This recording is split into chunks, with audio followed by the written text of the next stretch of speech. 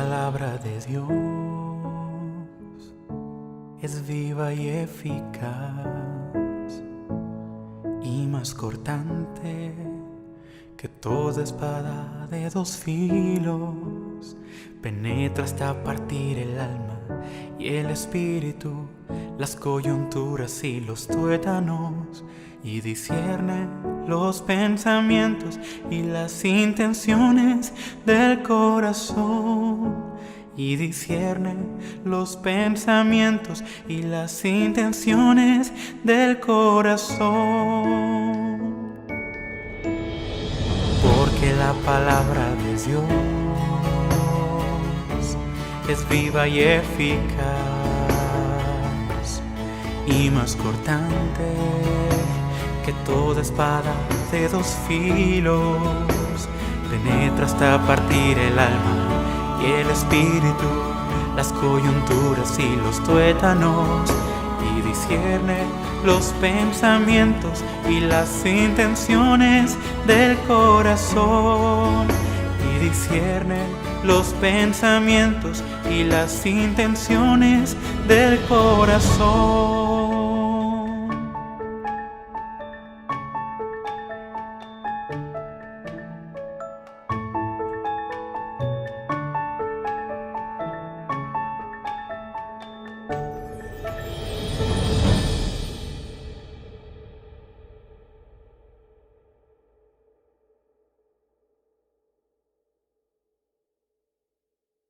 Buenas tardes, hermanos. Las canciones con las que hoy vamos a alabar al Señor son la primera, En pecado yo vivía, y la segunda, Pues si vivimos, para Él vivimos.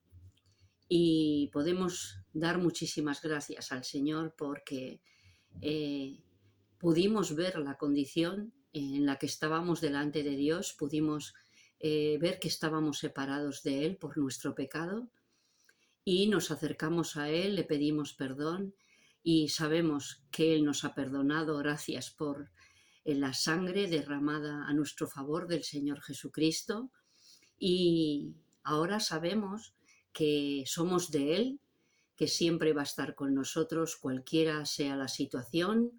Si vivimos, para Él vivimos, y si morimos, para Él morimos.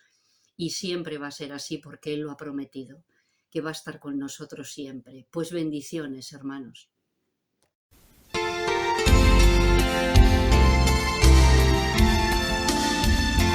En pecado yo vivía lejos del buen Salvador, mas un día entendí mi condición. Yo clamé a Jesucristo, acepté su santo amor. Él me oyó y ya me dio su salvación. Oh, gloria sea a Cristo con su plena salvación. Alabemos al Señor con gran fervor. Vengo al cielo por mi blanca gozo de gran bendición. Pronto en gloria he de ver al Salvador. Aunque el mundo me ofrezca gran riqueza y placer, ya no quiero más de su gran vanidad. Mi Jesús se fue al cielo, mis moradas a hacer, a los suyos les dará por heredad. Oh, gloria sea Cristo con su plena salvación. Alabemos al Señor con gran fervor. Vengo al cielo por mi blanco gozo de gran bendición. Pronto en gloria he de ver al Salvador. Todo el oro y la plata de este mundo no podrán separarme del amor de mi Jesús, pues en Él estoy contento y no tengo más afán. Ya mi noche se cambió en plena luz. Oh, gloria sea a Cristo con su plena salvación. Alabemos al Señor con gran fervor. Vengo al cielo por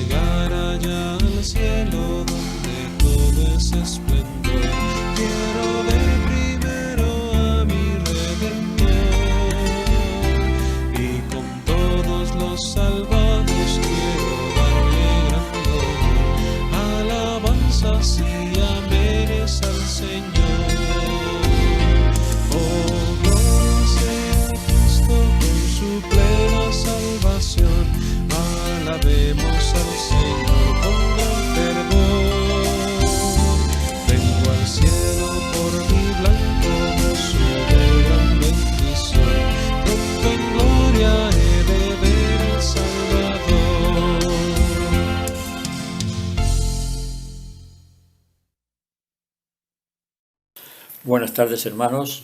Estamos un jueves más en el tiempo de la oración y hoy vamos a retomar la epístola del apóstol Pablo a los romanos, que habíamos dejado allá en diciembre. Estamos ya en febrero, es decir, hace unos 2 meses, y hoy tenemos el capítulo 6. Estamos en el capítulo 6. Habíamos dado del capítulo 1 hasta el capítulo 5, ¿no? Pero antes de entrar al capítulo 6, yo creo que es bueno que hagamos un repaso de lo que hemos dado, ¿no? Resumiéndolo de manera muy breve, o brevísima podríamos decir, lo que hemos dado hasta ahora lo encontramos sintetizado, comenzando en el versículo 18 del capítulo 1 hasta el capítulo 3 y versículo 20, donde el apóstol ha descrito la culpabilidad de toda la raza humana, tanto de gentiles como de judíos, y llega a decir que no hay justo ni aun uno, que todos están bajo condenación y que los judíos, aunque tenían la ley, pues tampoco la ley nadie la podía cumplir, ¿no? Y entonces así finaliza hasta Romanos 3:20, ¿no? A partir del versículo 1 del capítulo 3 se abre una nueva sección en la que el apóstol dice que ese hombre que estaba perdido, y que es pecador, tiene una esperanza de ser justificado delante de Dios, no por las obras de la ley, no por las cosas que él pueda haber hecho o pueda hacer, sino simplemente por la fe, ¿no? Y el apóstol pone 2 ejemplos de 2 personajes muy conocidos para el pueblo de Israel. Uno es a Abraham, que dice que creyó Abraham a Dios y le fue contado por justicia, sin las obras de la ley. Incluso entonces todavía no había sido dada la ley, pero después pone otro caso posteriormente, 500 años más tarde, el rey David, donde dice que bienaventurados, dice el capítulo 4, aquellos cuyas iniquidades son perdonadas y cuyos pecados son cubiertos, ¿no? Y es una bendición la experiencia del rey David, después de las cosas que había hecho, pues, y de haberse arrepentido y confesado, Dios le perdonó, ¿no? Sin ningún mérito humano, ¿no? Entonces eso es una bendición y eso tiene una bienaventuranza, dice que son dichosos, bienaventurados las personas esas, ¿no?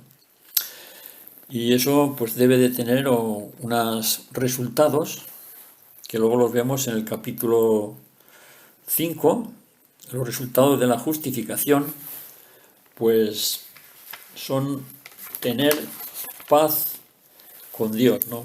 Esa paz que tenemos en el momento en que adquiere el cristiano, en el momento que acepta a Cristo, pues Dios ya le ve justo, sin que el cristiano sea justo, sin la persona sea justa, pues Dios ya le ha declarado justo, ¿no?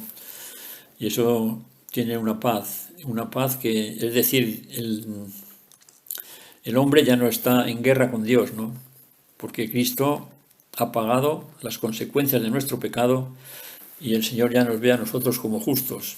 Y somos tan justos el día que nos convertimos como 40 años o 50 años después de estar convertidos, ¿no? Porque la justificación no es cosa nuestra, sino que es una cosa exclusivamente de Dios, ¿no?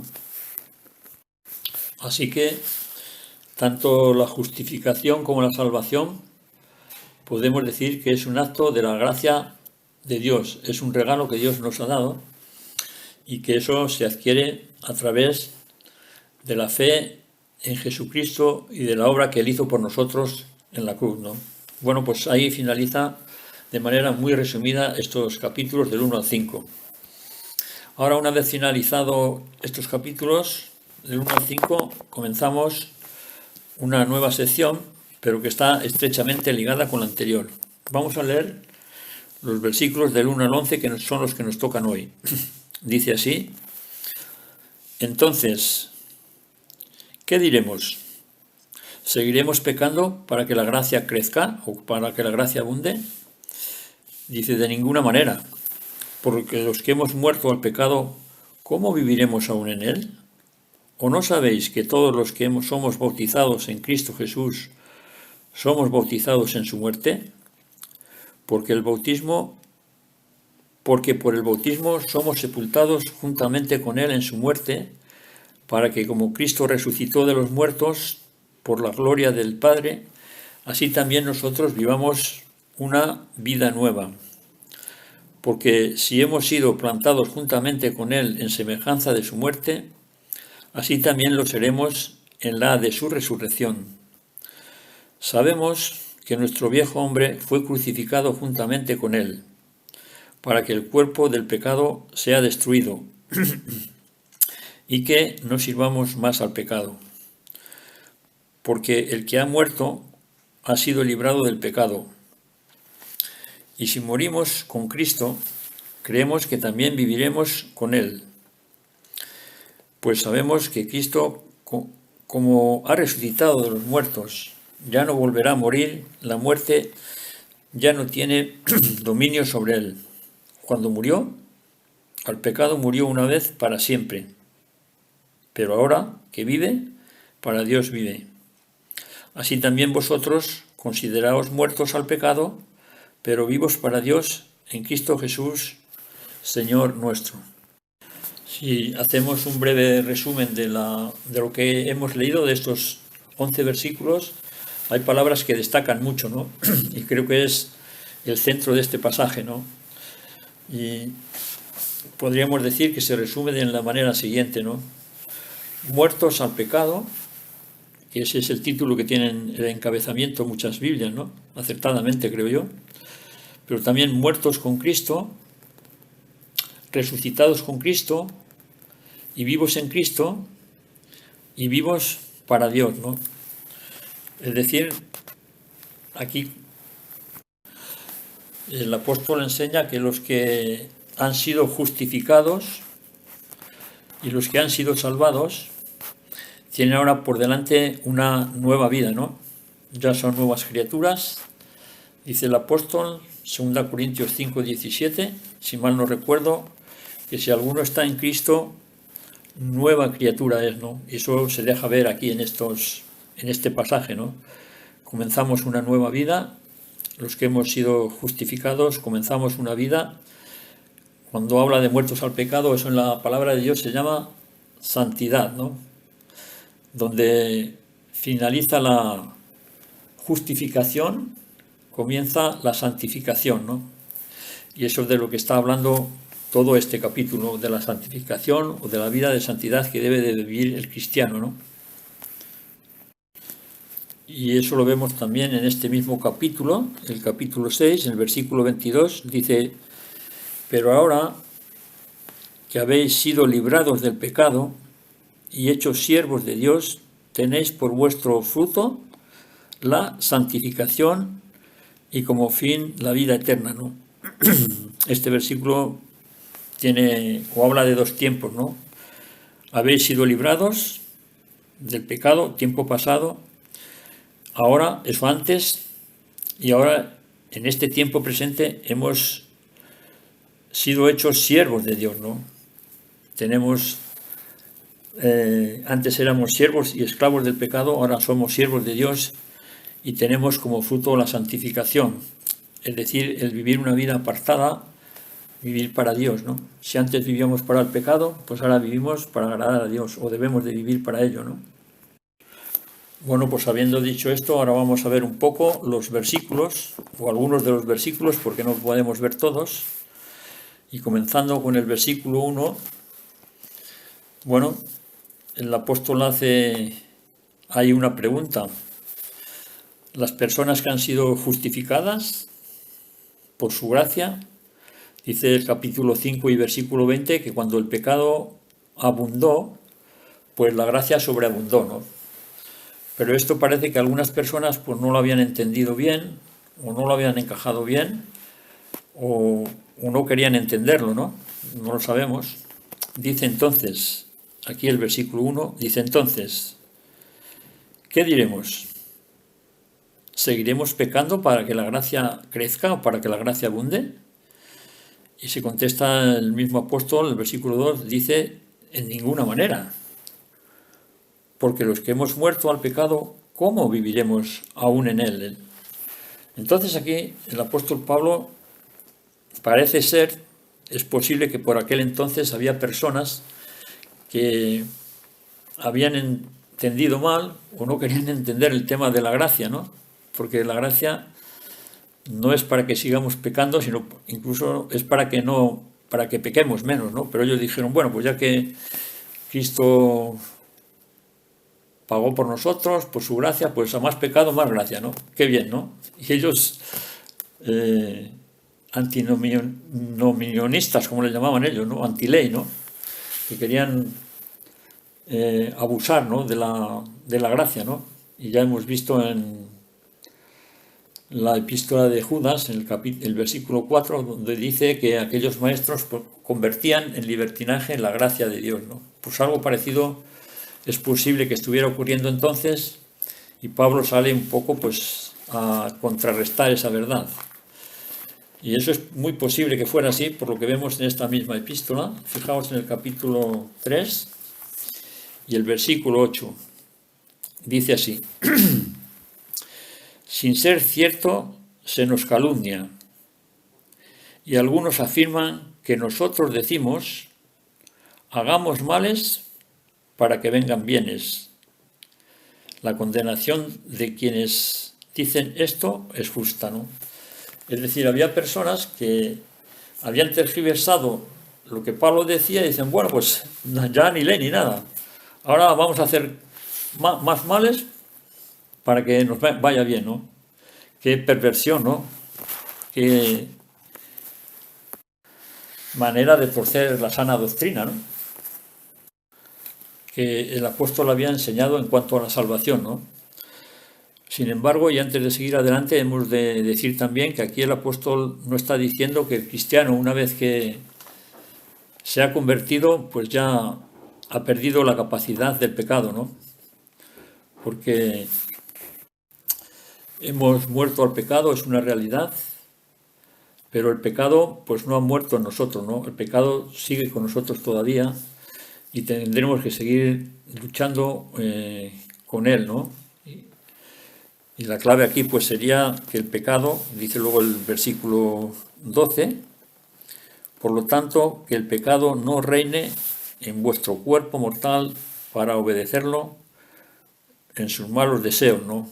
Que lo que el apóstol está diciendo aquí es que el pecado no venga a ser nuestro dueño, no venga a ser el que preside o el que rige nuestra vida, como era antes de convertirnos, que el pecado no sea el rey, el que nos gobierna, ¿no? Es decir, que el pecado no sea nuestro dueño o nuestro amo, ¿no? Y para eso, hermanos, no estamos solos. La gracia que nos justifica también es la gracia que nos santifica, ¿no? Y podemos ver un versículo en 1 Corintios 15:10. Dice así, pero por la gracia de Dios, dice el apóstol Pablo, soy lo que soy, y su gracia para conmigo no ha sido en vano, pues he trabajado más que todos ellos, aunque no he sido yo, sino la gracia de Dios que está conmigo, ¿no? Y aquí, hermanos, vemos la necesidad urgente y necesaria de depender del Señor para vivir una vida que le agrade a Dios, ¿no? Una vida de santidad, una vida apartada para Él, ¿no? Por naturaleza, pues como todos sabemos, somos dados a vivir de forma independiente, ¿no? Pero sí, en la vida cristiana, hermanos, aparte de la gracia de Dios y de su ayuda, no podemos vivir la vida sin Él, sin su ayuda, ¿no? De ahí las palabras de Cristo cuando dijo, separados de mí, nada podéis hacer, ¿no? Juan 15:5. Sin embargo, eso, hermanos, no elimina nuestra responsabilidad de esforzarnos en depender de Él, ¿no? No es algo que debemos de relajarnos, el hecho de que la gracia de Dios está con nosotros debemos de esforzarnos en permanecer en ella, ¿no? Fíjate lo que dice Tito 2:11 y siguientes, dice, porque la gracia de Dios ha sido revelada para la salvación de toda la humanidad. Esta gracia nos enseña que al renunciar a la impiedad y a los deseos mundanos, vivamos en estos tiempos de manera sobria, santa, justa y piadosamente, ¿no? Y continúa el apóstol hablando, ¿no?, mientras aguardamos el feliz cumplimiento de nuestra esperanza y la manifestación gloriosa de nuestro gran Dios y Salvador Jesucristo, ¿no? Es decir, en la espera que estamos de que venga Cristo debemos de llevar una vida de santidad, ¿no? Siempre, desde luego, con la ayuda de Él, ¿no? También usando la palabra, ¿no? La palabra también nos santifica. Santifícalos en tu verdad. Tu palabra es verdad. Cuando leemos la palabra de Dios, pues es una forma también que nos lleva a la santificación. Juan 17, ¿no? Pues esta es la voluntad de Dios, vuestra santificación. 1 Tesalonicenses, capítulo 4 y versículo 3. Así que perseveraremos en el pecado para que la gracia abunde. De ninguna manera, ¿no? La Biblia enseña justamente todo lo contrario, ¿no?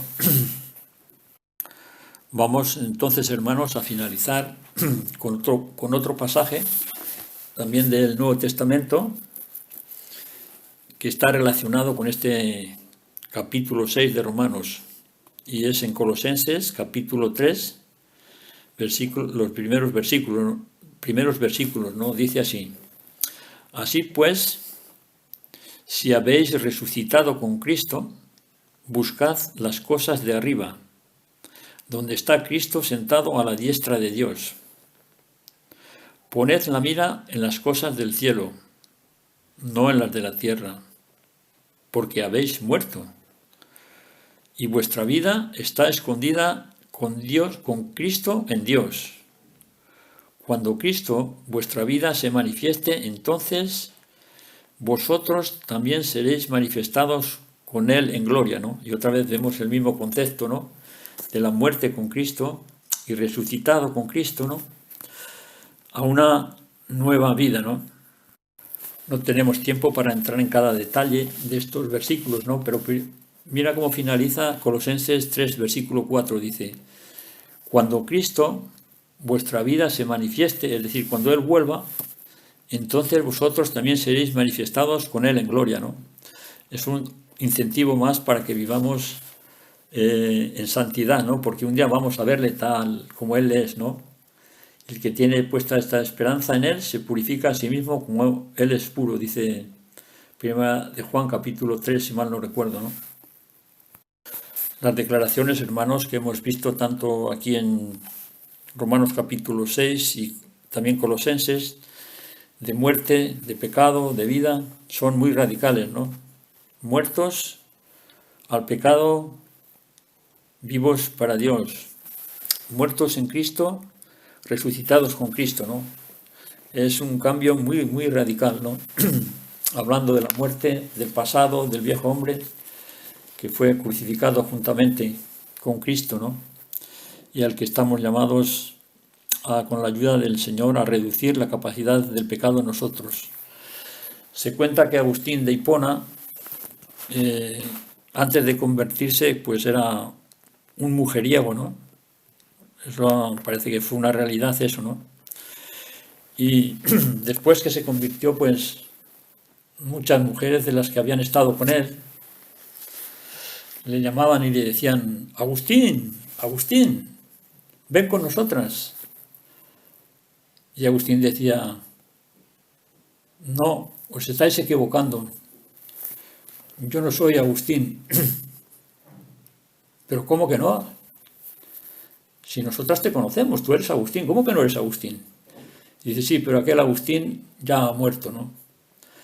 Y podemos decir eso de Agustín, pero también de nosotros, de costumbres. Cada uno tenemos nuestros problemas, ¿no? Y nuestras tendencias que deben de ser crucificadas, ¿no? Y deben de ser... Hemos muerto, ¿no? Muerto a acciones o actitudes que a veces nos cuesta quitar, ¿no? Y es un acto de fe y de la gracia de Dios de decir, yo estoy muerto a la crítica, a la murmuración. Cada uno tenemos una cosa, ¿verdad?, a la que podemos y debemos decir, estoy muerto a eso. Yo ya no quiero saber con esa cosa, ya no quiero tener ninguna relación con esa actitud, ¿no? Oremos. Sí, Señor, ante una salvación de tanto precio, la muerte de tu Hijo Jesucristo en la cruz, te pedimos perdón por nuestra pobre respuesta a esa obra, Señor. Y nos acordamos de las palabras del apóstol que dice allí en 2 Corintios 5, 14, porque el amor de Cristo nos apremia, a pesar de que si uno murió por todos, entonces todos murieron y Cristo murió por todos, para que los que viven ya no vivan para sí, sino para aquel que murió y resucitó por ellos. Imitemos esta exhortación del apóstol Pablo, y que al Señor sea la alabanza, la gloria, la honra y el honor. Amén.